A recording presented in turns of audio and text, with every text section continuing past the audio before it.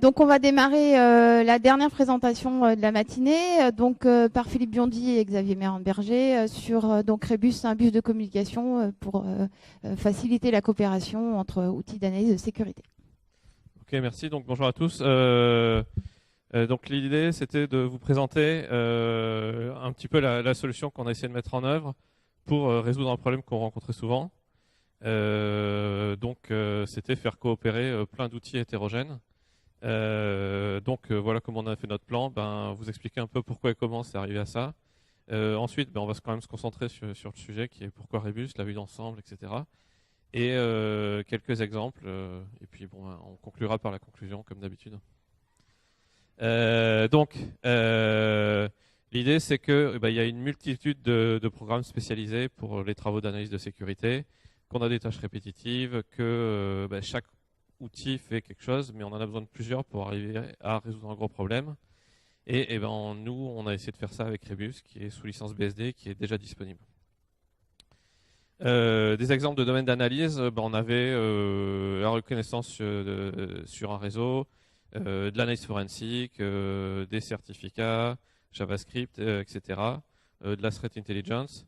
Ou un autre domaine encore, c'est l'analyse de programmes binaires. Si je focalise un peu sur celui-là, on va avoir plein de petits outils, Miasm, Amoco, visualisation de graphes, LibMagic, PID, Beanwalk, IDH, j'en passe, il y en a une tonne. Et il y a plein de, on peut imaginer plein de façons de les combiner ensemble pour résoudre un problème. Donc ici, moi aussi j'ai un rêve. Bon, c'est voilà, indice, c'est pas être en slip à Portland, c'est parce que ça c'est facile. Je dis pas que c'est déjà fait, c'est facile. Dans mon cas, par exemple, c'est travailler sur un workflow. On a un programme binaire, on extrait un control flow graph. On a un programme qui est capable de transformer un graphe en image et on a un programme qui est capable de le visualiser. Donc on a un workflow simple, sans général, on est capable de le mettre en œuvre assez facilement.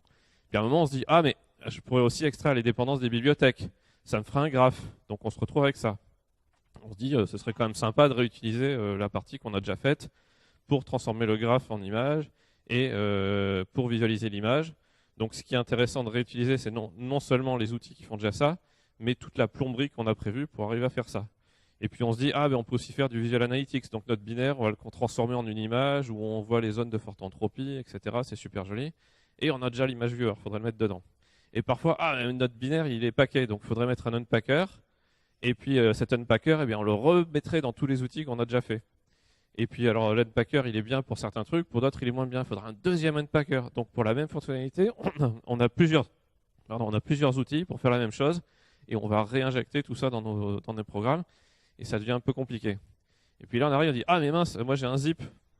Alors mon zip, en fait, c'est très simple dans notre tête. Il suffit de le dézipper, et puis ça nous fait des binaires, et les binaires, on les remet dans le truc. Et puis alors, mais moi j'ai un mail. Alors dans mon mail, parfois il y a des zips, parfois il y a des binaires, etc. Donc il faut le parser, etc. Donc voilà, ça c'est mon rêve. On a essayé de faire en sorte que ce truc-là, ce soit pas trop compliqué à faire et qu'à chaque fois on puisse se concentrer juste sur une boîte sans avoir à se soucier de ce qu'il y a à côté et que automatiquement ça vienne se brancher aux bons endroits. Ça c'est un exemple compliqué, normalement vous n'arrivez pas à lire, c'est fait exprès, de vrais trucs qu'on a fait avec. Par exemple, ici on a l'idée c'était de faire de l'analyse de malware. Ici, on rentre un binaire qui soit P ou ELF, éventuellement un unpack, donc ça refait un autre binaire, etc.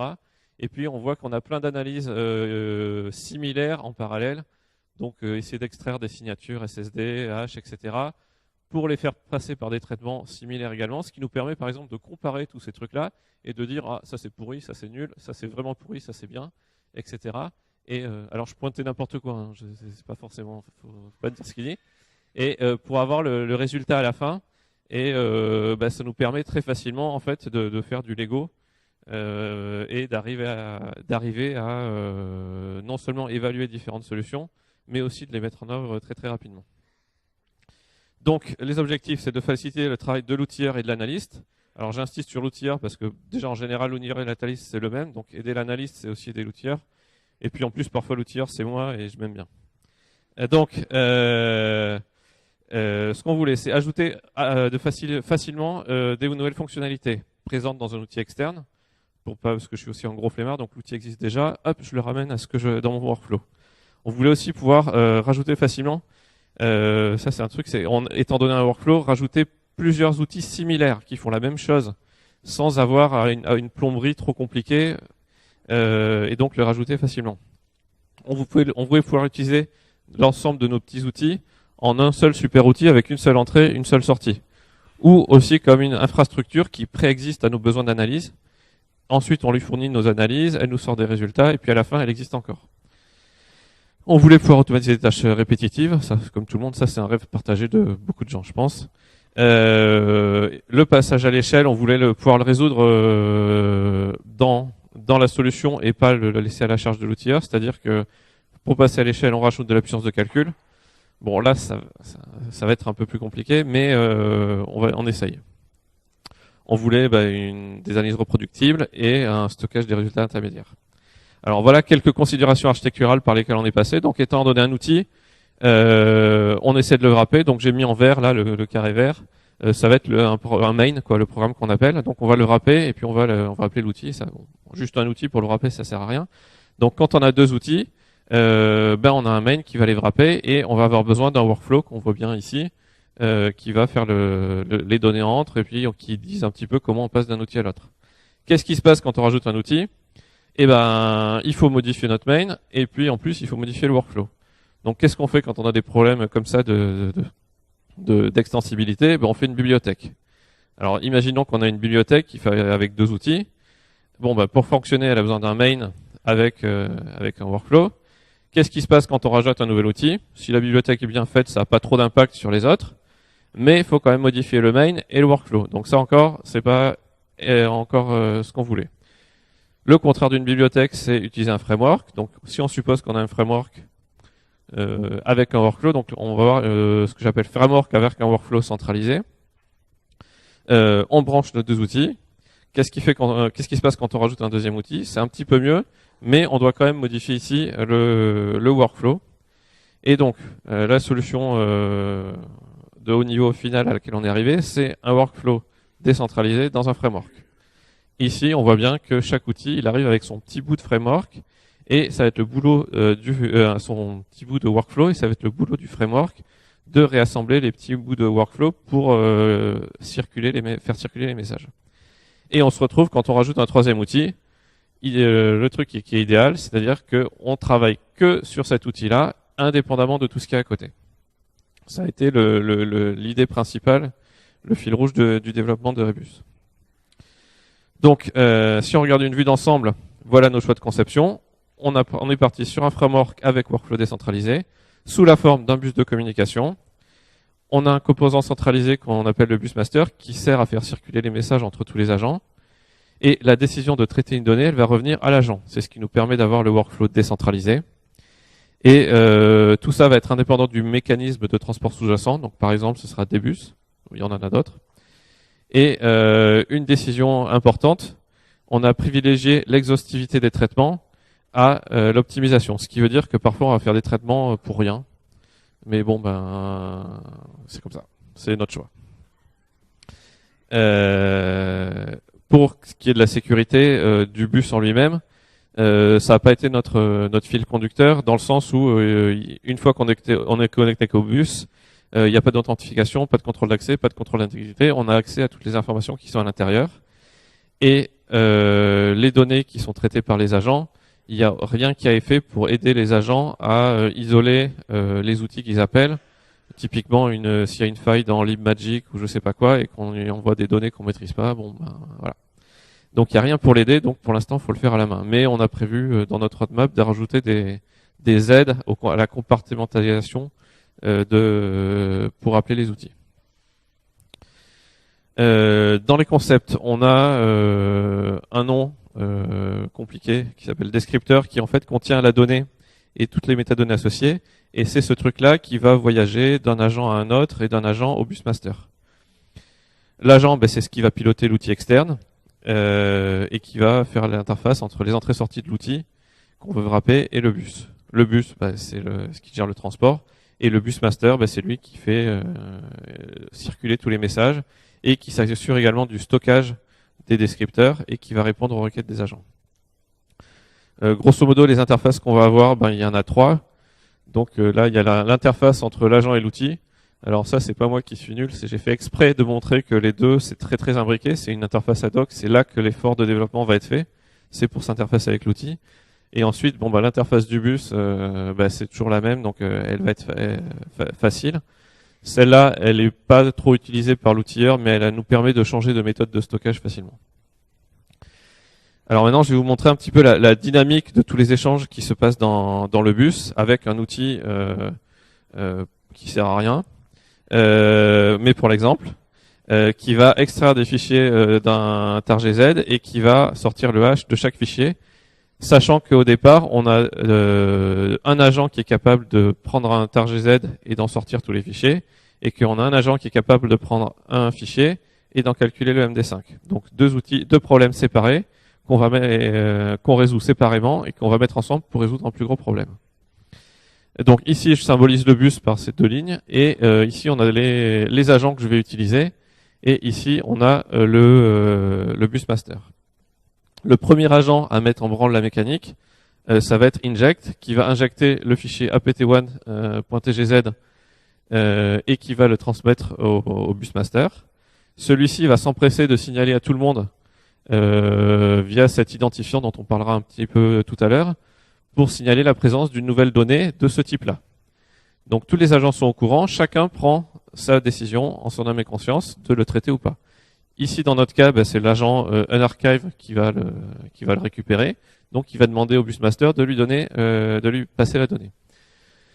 Il va faire son boulot et il va extraire un fichier. Il y en a d'autres, je me concentre sur le premier. Il va le donner au busmaster qui, à son tour, s'empresse à signaler à tout le monde la présence d'un nouveau fichier dans son stockage de ce type-là. Cette fois, c'est l'agent hasher qui va dire ça, c'est un boulot pour moi. Il demande de se faire transmettre la donnée en totalité. Il va travailler dessus. Il va donner le résultat ici au busmaster qui signale à tout le monde la présence d'une nouvelle donnée, qui cette fois est de ce type-là, et qui se trouve être ce qu'attendait l'agent qui s'appelle return, qu'on a mis ici, à qui on a demandé de retourner tous les objets de type MD5. Donc il dit ça c'est pour moi, et il va faire ce qu'on lui a demandé de faire, c'est-à-dire de l'afficher. Donc pour l'utilisateur, donc il le récupère, et pour l'utilisateur donc qui a lancé cette ligne de commande, donc là en fait on a fait un super outil à partir de petits outils. Voilà, il va taper cette ligne de commande et il aura pour chaque fichier du tar.gz le MD5 en sortie. Alors si vous voyez bien ici, vous voyez que le stockage il récupère plein d'outils, et on se retrouve effectivement dans l'idée avec une espèce de soupe de descripteurs. Mais si on regarde en fait, dans toutes les métadonnées, chaque descripteur garde trace de ses ancêtres.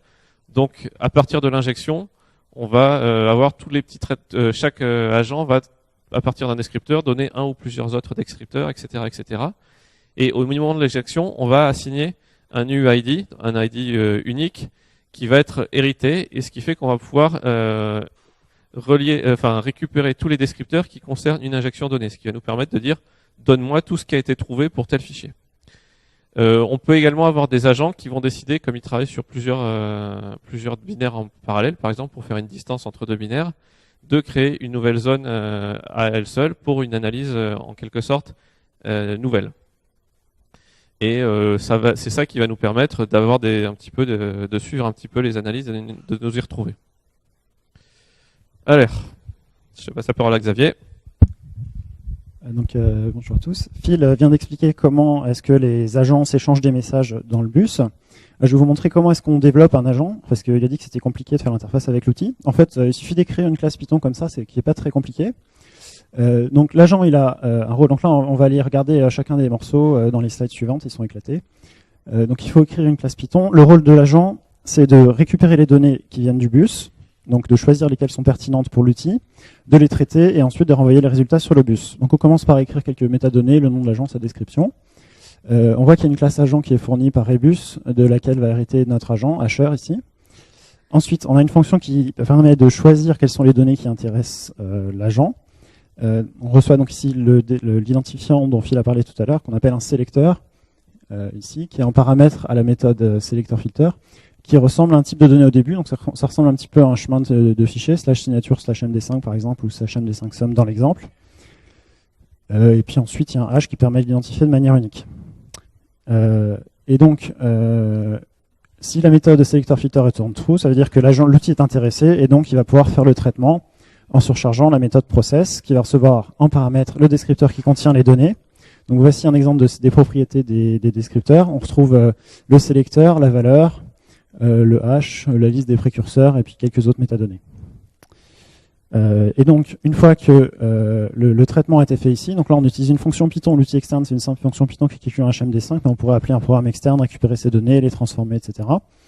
Il faut donc créer un nouveau descripteur qui contient les nouvelles données, en donnant sa valeur ici, et puis son sélecteur. Et ensuite, on pousse tout ça sur le bus, et les autres agents peuvent les consommer s'ils sont intéressés. Les agents peuvent fonctionner de trois manières différentes. Soit ils vont consommer tous les descripteurs qui arrivent et qui les intéressent au fur et à mesure.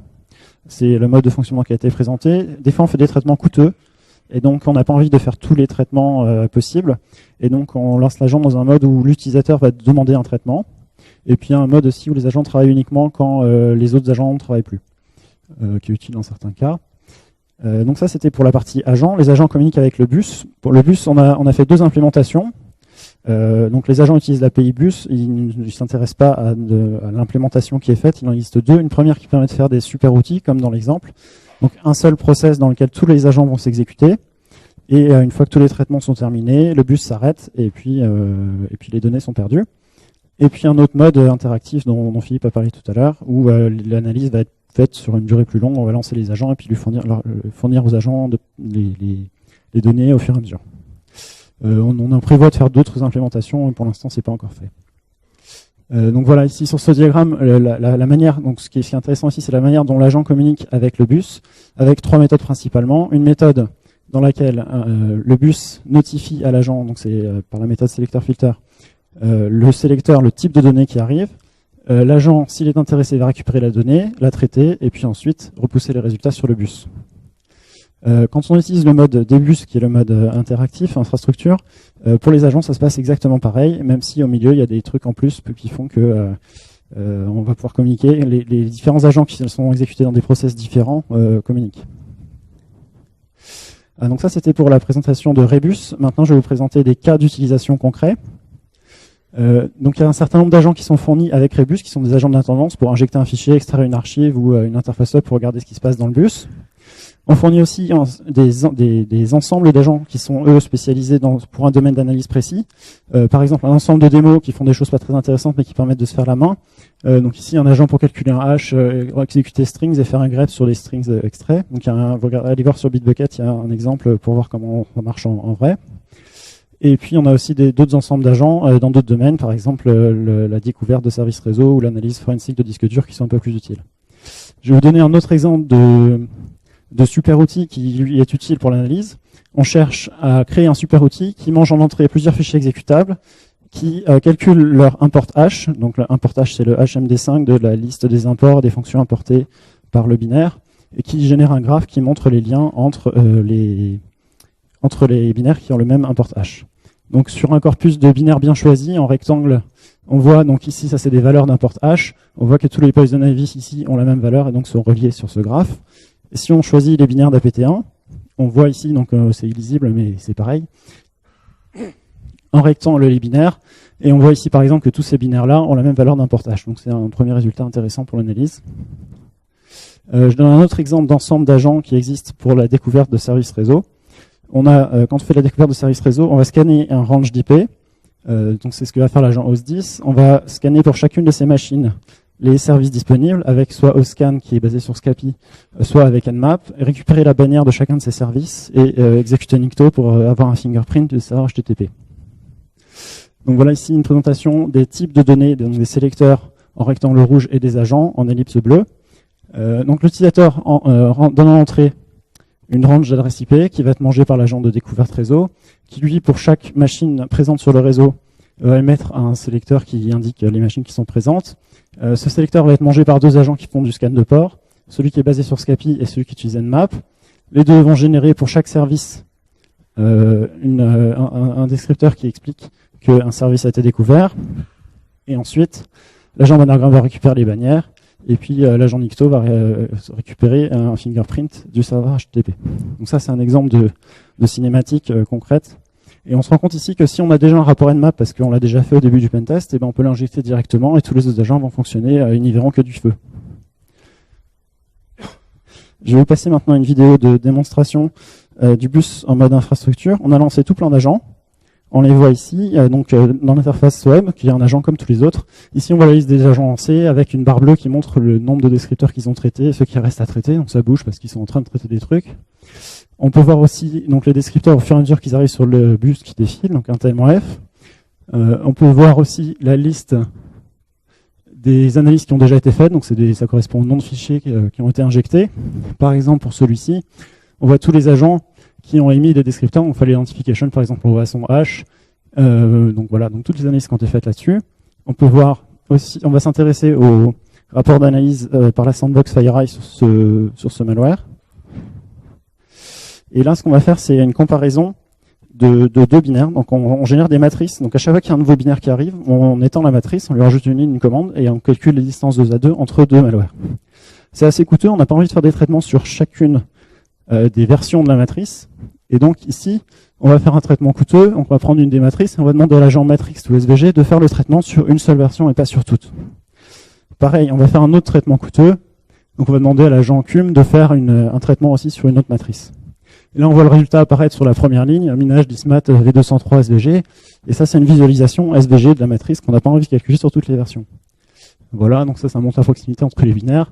Pareil pour le calcul de la distance arborée qui est fait par l'agent CumGraph. On voit ici des clusters de malware qui ont été calculés. Donc plus les ellipses sont proches, plus les malwares sont proches. Voilà. Je vais faire un petit retour d'expérience. On a principalement utilisé Rebus pour faire de l'analyse de malware.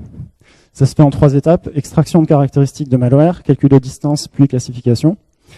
On s'est rendu compte que Rebus était assez intéressant pour sa modularité. On peut facilement remplacer un des agents qui fait une des étapes, remplacer une distance par une autre sans que ça impacte les autres étapes du traitement.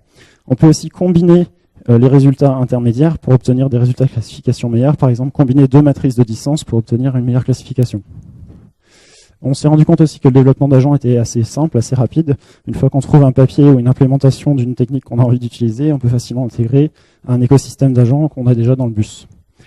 On a participé à une compétition de classification de malware, au cours de laquelle on a injecté une dizaine de gigas de listing assembleurs de malware. C'est comme ça qu'ils étaient fournis.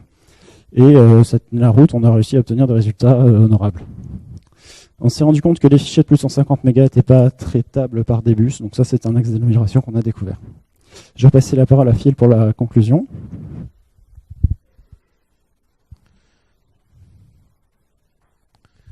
Ok, donc pour conclure, on a quelques inconvénients. D'abord, le fait que les traitements soient certes efficaces mais pas efficients. Typiquement, quand on injecte un binaire, il va être traité paquet, dépaqué par le deuxième dépaqueur, etc. Mais encore une fois, c'était une volonté d'exhaustivité. On a évidemment des performances inférieures à si on avait fait un outil ad hoc, mais on espère les compenser par le temps qu'on n'a pas passé à développer l'outil ad hoc. Un autre inconvénient qu'on n'a pas noté, c'est qu'on a peut-être la possibilité d'avoir plusieurs entrées pour la même sortie. C'est pas encore aussi joli qu'on aimerait. Par contre, en avantage, on a un framework. Qu'est-ce que ça amène un framework? En général, ça vient avec une méthodologie de découpe de problèmes. On a un workflow décentralisé, ce qui nous amène à un très faible couplage entre les agents.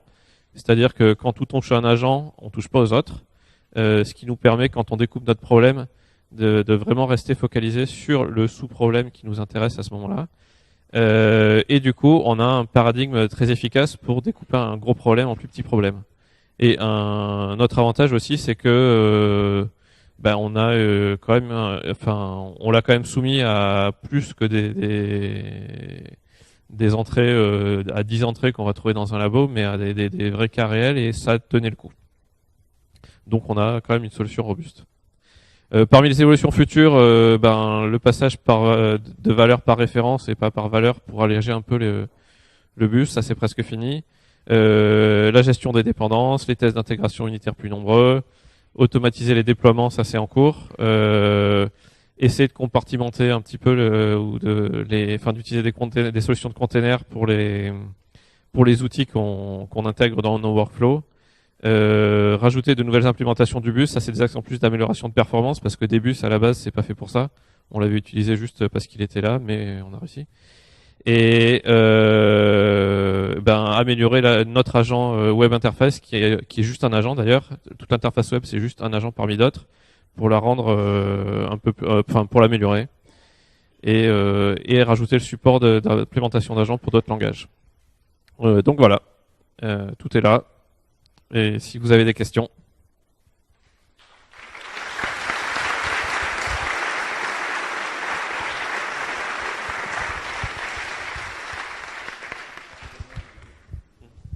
Et si vous voulez, on pourra faire si on se retrouve après, on peut faire des vraies démos.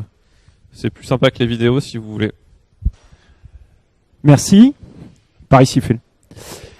Juste une question au niveau du bus. Donc, si j'ai bien compris, c'est ton dépôt central qui envoie une sorte de broadcast pour dire j'ai une nouvelle entrée. Est-ce que ce dépôt gère plusieurs nouvelles entrées en parallèle et peut envoyer des diffusions comme ça de manière constante à chaque nouvelle entrée?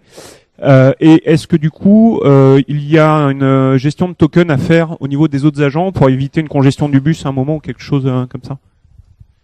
Il y a une partie qui est pas gérée par l'interface en elle-même parce que elle est gérée, mais c'est pas le boulot de l'interface de le gérer, donc c'est transparent pour les agents.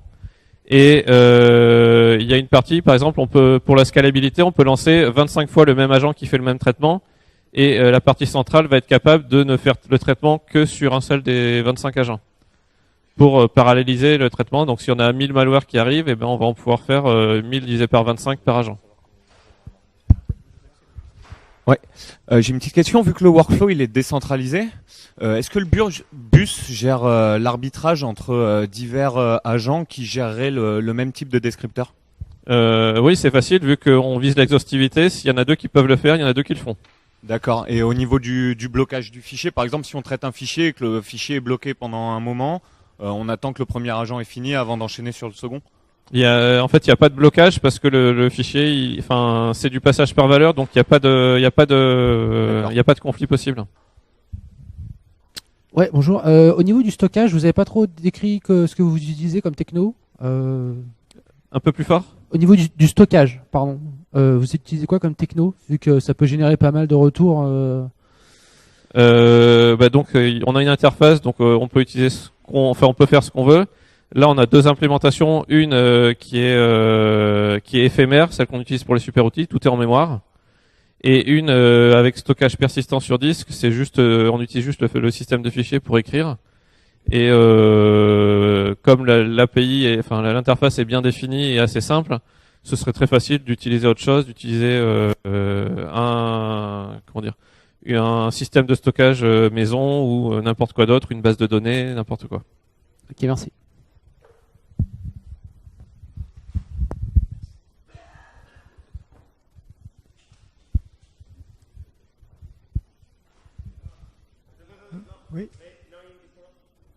Oui. Oui. Toujours au niveau de la gestion des bus, tu risques pas d'avoir des bouclages entre différents agents. Un agent en prenant un truc en faisant un autre format, un deuxième prenant cet autre format et faisant un premier format utilisé par le premier. Alors les bouclages sont tout à fait possibles, mais dans le descripteur, il se trimballe avec plein de métadonnées, y compris l'historique de traitement des agents. Okay. Donc on détecte trivialement le fait qu'on repasse par un agent qu'on a déjà vu, puisqu'il est déjà dans la liste. Est-ce que tu as un moyen de détecter quand les traitements sont finis? Par exemple, j'ai dézippé des trucs et j'efface du coup après les fichiers temporaires dézippés quand j'en ai plus besoin.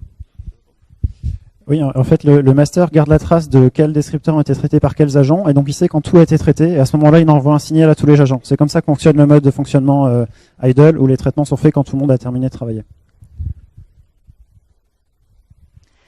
Merci, on va arrêter pour les questions.